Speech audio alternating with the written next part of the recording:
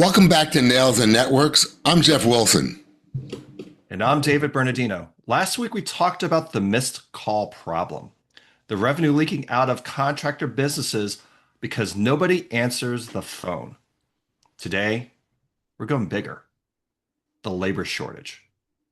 349,000 workers short. Some folks call it 500,000. Some call it 200,000. Whatever the number is, it's a lot of people that we're short. And that number is counting and increasing day by day. We've got the numbers, and as David shared with you, there is a range of opinions, but there's definitely a shortage. And more importantly, we've got a reframe that changes how you think about this problem forever. Well, because the contractors who figure this out first are going to have a serious competitive advantage, not just in operations, but in marketing, in hiring, and how they position themselves in the market. So let's dive in. So if you look at all the data that's out there, U.S. construction, according to ABC in January of 2026, said that we needed 349,000 net new workers in 2026, 456,000 in 2027. Deloitte puts the number even higher at basically 500,000. If you look at McKinsey and their seminal State of U.S. Construction study, which was actually written in 2020, back then they actually said 41% of the U.S. skilled trades were going to retire or exit by 2031. Which potentially, when you dollarize it, it's up to $124 billion in construction output. It's a ton of risk, considering home building represents, if you look at NAHB stats, anywhere between 15 to 20% of U.S. GDP. So this is an existential crisis that we're facing. 83% of construction professionals say today that they trust AI to improve productivity, and nearly half say they're using AI tools daily. The question is, how well are they using it?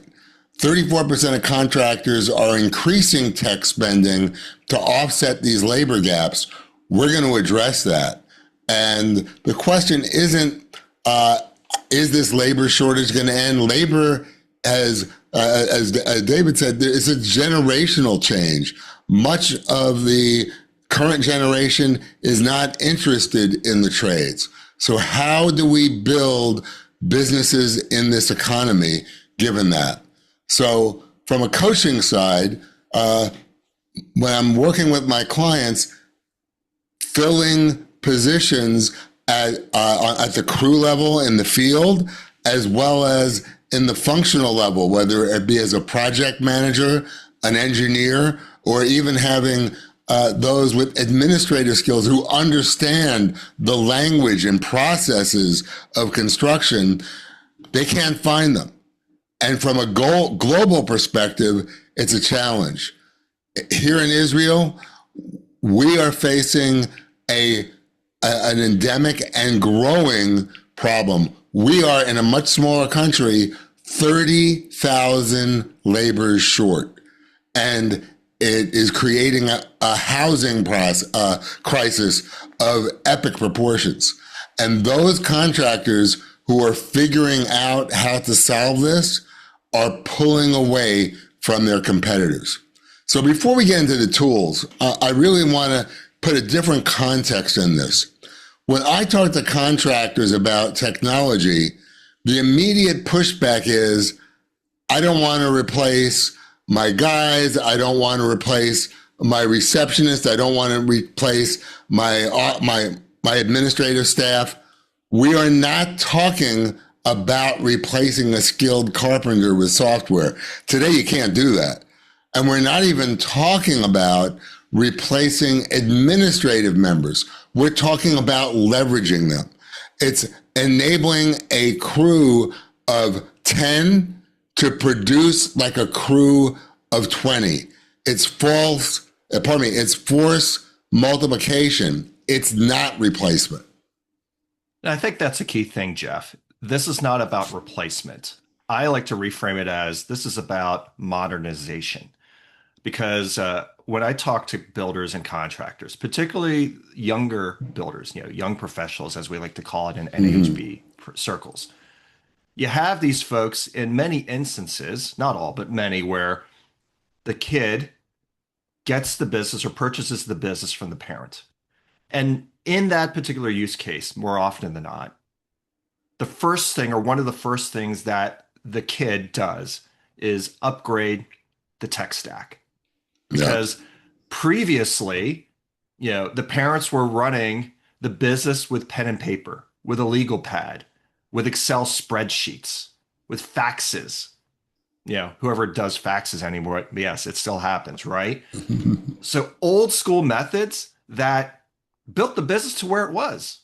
There's no shame Right. in, saying that because you know what? They built the business to the point where they could pass on that generational wealth from parent to child. But there's always the expression in business. What got you to today will not get you to where you need to be. And this is a classic case of where that is happening. And when you think about it, tech forward shops become more attractive to a younger workforce that is digitally native. Look at your own behavior, or look if you have kids, look at your kids' behavior. We're all on our smartphones. Everything is through a device. Doing things, an analog way doesn't exist anymore. I'm about to get on an airplane to go to Washington, D.C. in a couple of hours. And, 30 years ago, right, you had a paper boarding pass. Now, I don't even need to interact with a human being, even, when dealing with the TSA security checkpoint. Literally, it's a biometric scan. So the world has advanced that much forward. And just like all things, our industry is decades behind. And so those that catch up on the tech stack are going to be much more attractive when trying to find the next pool of workers. So you can frame this as a brand story. It's about using technology so that people can focus on the craft, not on the paperwork. Because at the end, AI is all about productivity. It's about maximizing the output per worker that's out there. And as you become more efficient, as you're more tech enabled, the customer experience is going to improve because you're able to respond to clients more quickly, at scale, more consistently. And that creates an experience where your customers are going to be thinking, oh, this person's on the ball. And so as you think about this, workforce positioning is a marketing problem because at the end, marketing touches every facet of the customer experience. It's not just marketing and communications. This is all about the customer experience. And if it talks about the customer, it is a marketing problem. And so addressing the skilled labor crisis and using technology to address that gap is foundational to how you're going to succeed in today's marketplace. I mean, David, you are right on. And in fact, we were just talking about that the leading experts today about business and technology have said that any business that is not at its core, at its foundation, what they're calling AI native, any business that is not AI native in 5 years will either be out of business or going out of business. Think of that. That is a transformational trend in business, just like the industrial age, the computer age. So we found that there are 3 areas where technology multiplies your crew. And none of this is science fiction. It's not theory. It's not beta testing. It's what contractors are using right now. One is AI scheduling and resource forecasting. These are tools that looked at the project timeline, crew availability, material delivery dates, even weather forecasts, and they flag resource conflicts before they become delays. They send messaging, confirmation. They do all these things in the background so everything comes together efficiently on time And when we're dealing with the kinds of supply chain disruption and the very tight labor market, it's critical. So this is buying your foreman, your site supervisor, and your project manager time that they can't afford to waste doing these kinds of tasks. The second are the digital punch lists and reality capture. Rework is the silent labor thief in construction.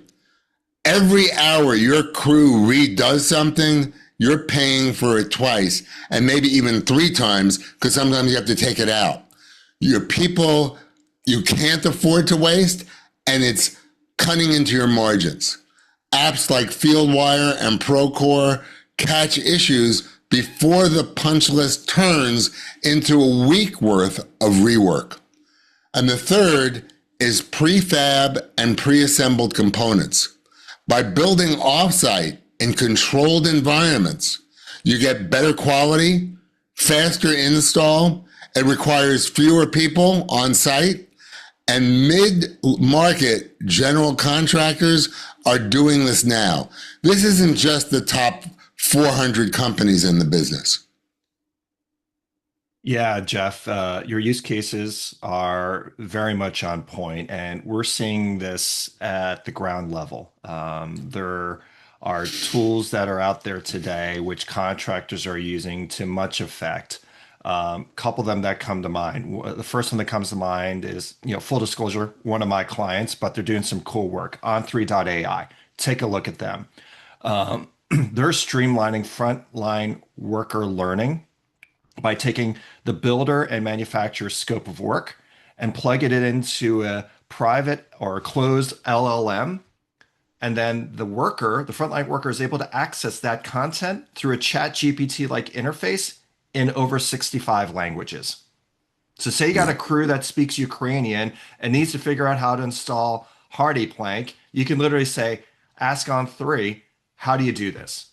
The net benefit for builders, and this is where the rubber hits the road, they're seeing reductions in cycle times of up to 3 to 5%. Wow, so imagine that's if huge. you're building, right, imagine if you're building at scale, 3 to 5% reduce off of your cycle time. Another side benefit is you're actually building per the manufacturer's spec and the builder's scope of work. So the risk of callbacks is also going down. And we all know the cost of a callback. Last I checked was anywhere from 5 to 10 grand per callback. At the end, this is real money. Another company that's doing some cool stuff that contractors are using, a company called eBox out of Naples, Florida. They're streamlining the permitting process. We all know permitting sucks, right? And in a lot of states, you still have to have the white plastic box where you have the permit, and then that gets lost. And Jeff, you talked about your digital punch list. This is an offshoot of that. So instead of having paper in a box that gets wet, that gets lost, and you can't figure out version control, imagine everything that's uploaded to the cloud, and you can access stuff at the job site with a QR code, whether you're a building inspector, a contractor, or the builder itself. Imagine the times that you can save from that alone. Again, real time, real money. Just a couple examples that are out there. There are a ton of startups that are doing this. AUAR out of the UK, they just won a recent award at the Housing Innovation Summit in Charlotte that I was fortunate enough to attend. They're doing basically digital printing of framing materials at the site. So try to figure out how to do things at the last mile. Because we all know that the last mile is the biggest impediment to a lot of these technologies. So being able to create these micro factories at the job site to produce framing materials, it's a game changer, right? And so there are all these different and innovative companies that are out there that are literally changing the way we're thinking about doing the thing. Because ultimately the thing is still building a home. But how we do and how we approach the work now is fundamentally changing in real time. Yeah. And this is how I frame it for my clients so they understand the financial impact and the financial necessity. Every hour you recover from a crew member by having better systems is an hour of productivity you don't have to hire for. So if you have a 15-person crew and you get 1 hour a day, and it's not out of the question. We see this happening. You get 1 hour per day per crew member. That's 15 hours. That's two full-time crew members you're getting just from efficiency. You've hired 2 people with spending pennies on the dollar. That's the kind of leverage we're talking about that is going that is present today, and it's only going to increase. Yeah, that's, and it's real. If you think about it, think about what robotics did to manufacturing. Just to take a story from another era. Back in my old life in the consumer packaged goods world, I would travel the world, and a lot of it would be visiting factories. And I always remarked at the differences between a factory, say, in rural China versus a factory in Germany. A factory in rural China, you had literally armies of people assembling the product. In this case, it was manual toothbrushes, like literally armies of people. Because there, you had a massive pool of workers and labor was cheap, right? And so you could produce things at pennies on the dollar. Got it. Take a business trip, take a flight from Guangzhou to Frankfurt, and you land yourself, in the heartland of Germany, and you go to a factory there. There are very few people in the factory. It's all robotics. And what people are actually in the factory are highly skilled, highly trained, highly technical, but robotics and automation is doing the thing. And yet, both can provide competitive products at scale to the world market, right? We're asking the industry to do something similar in this case. And the shift that needs to occur, to use that metaphor, is you're going from a hiring problem to a productivity problem. Because at the end of the day, the pool of workers that you have, it's at best going to be constant in your crew. What's probably going to happen is it's going to decline over time. And so the rub that you need to figure out is, how do I make the most of what I got left? Because he who's able to do that first and solve for that first, that is a massive competitive moat. Because then you can start to claim, hey, I can deliver on time in spite of the labor shortages. Because at the end, we all know this. The homeowner doesn't care that you have a labor shortage. They absolutely don't.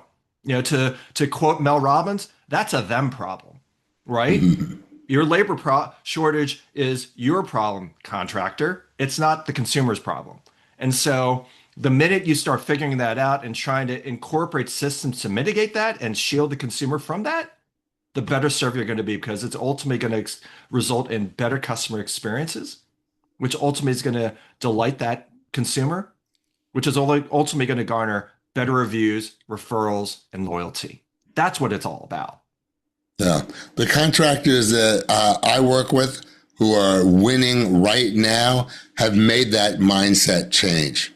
They're not thinking, I can't find workers. Their focus is, how do I make the workers I have more valuable? That changes every decision.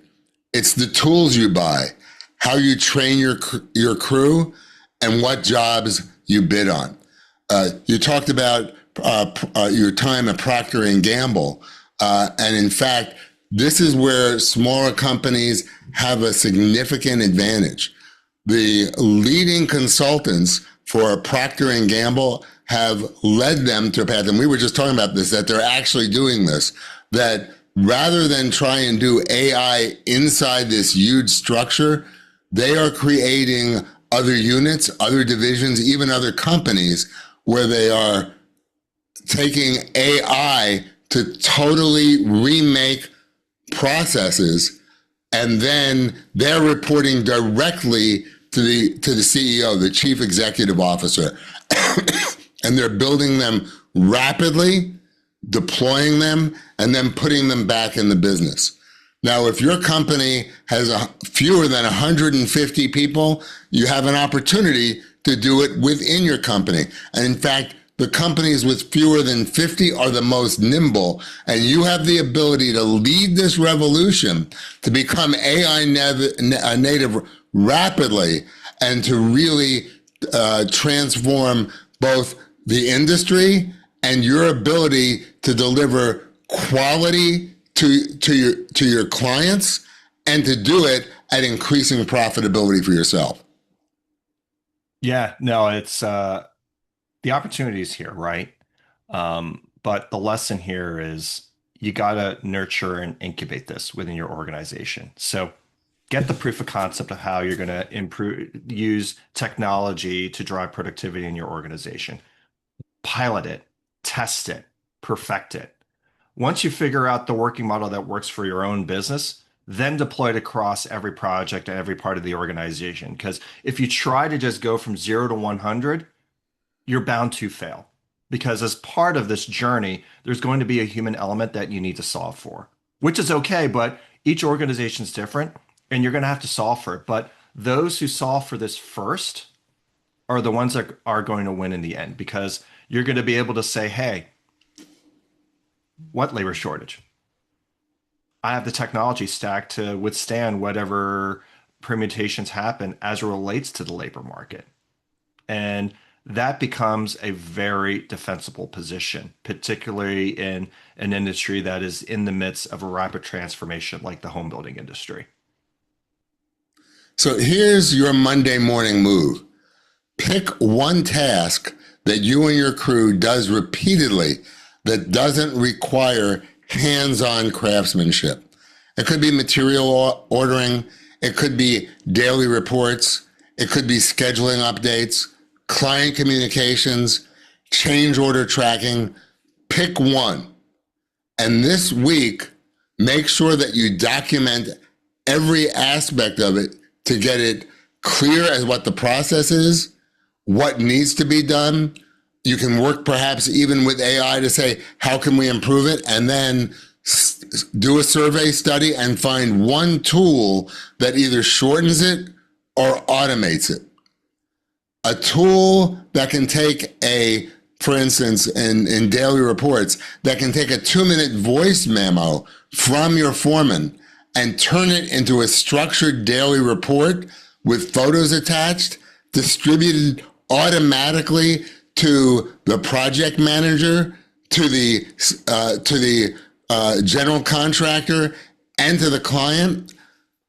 That transforms your foreman from being a typist and a reporter to just saying, in 2 minutes, here's what's going on. That's replacing 15 to 30 minutes of work for them and administrative staff. Stop making your foreman being a typist. Stop making your administrative task be paper shufflers. Use technology to streamline and improve what your organization does. Think, be AI native.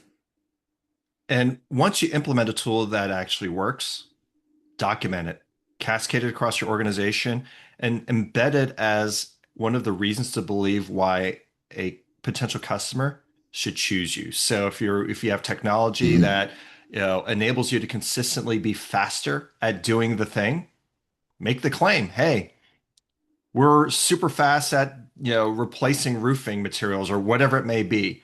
Because at the end, that ultimately is what's going to sell. So the challenge, to build on Jeff's Monday morning takeaway is pick a bottleneck, implement a tool, measure the time saved, and then tell the story to your clients, to your recruits, but even to your cohorts. I'm gonna talk about a group that's based out of Florida, the Florida Home Builders Association.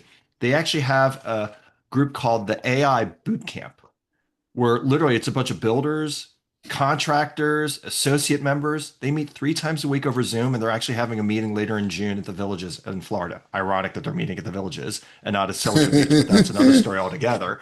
But they're literally working out these problems as a cohort. So literally, if you sit in one of their calls, they literally are like, oh, I'm struggling with trying to document my meetings with the potential homeowner such that I can translate that into a scope work. That was actually the subject of a conversation. Other members of this cohort were chiming in different examples of technologies that they used for this builder.